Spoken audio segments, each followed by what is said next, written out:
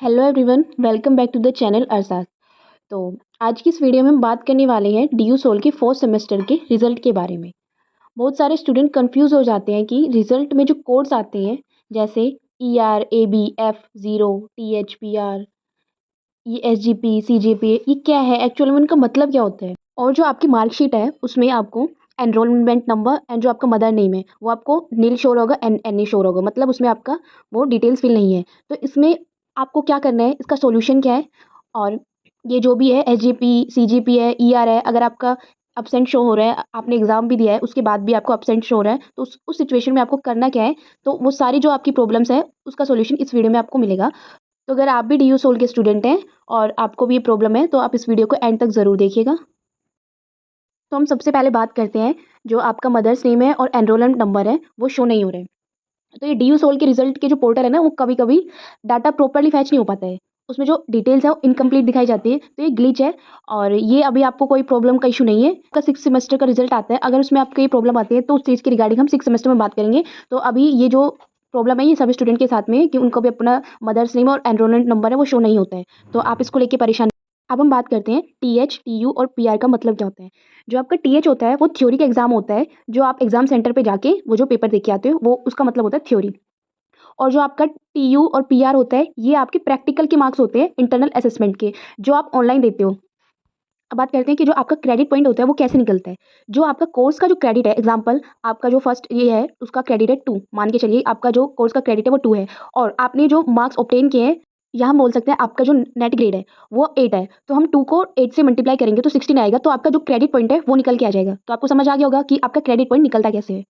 तो आपके जो कोर्स का जो क्रेडिट है, एग्जांपल किसी कोर्स का जैसे जीई का डीएससी का 4 क्रेडिट होता है, तो उसको 4 को जो आपका ग्रेड पॉइंट है उससे मल्टीप्लाई करेंगे तो जो आपका क्रेडिट पॉइंट है वो आपका शो हो जाएगा, आपको पता चल जाएगा आपका क्रेडिट पॉइंट क्या है।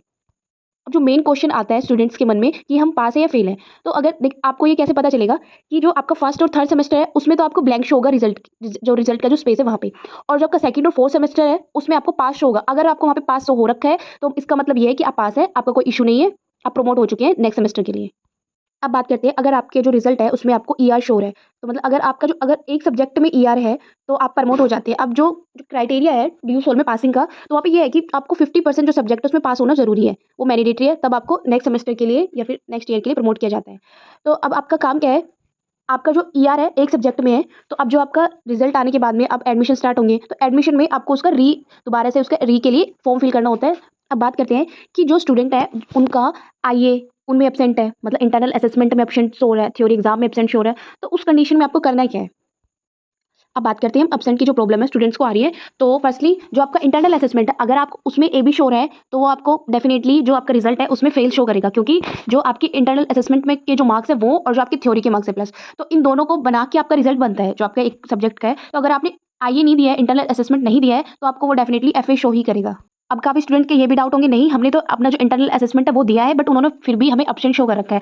तो अगर आपके पास आपका जो स्क्रीनशॉट है जब आपने ये इंटरनल असेसमेंट दिया था, तो आप उसके पास आपके पास एक वैलिड प्रूफ है, तो आप उसको सोल में जाके दिखा सकते हैं कि हाँ हमने इंटरनल असेसमेंट दिया था। अदरवाइज अगर आपके पास स्क्रीनशॉट नहीं है, आपके पास कोई प्रूफ ही नहीं है, तो वहाँ पे आपको प्रॉब्लम ही आने वाली है, तो वहाँ पे आपको FE शो होगा, फेल ही शो करेंगे।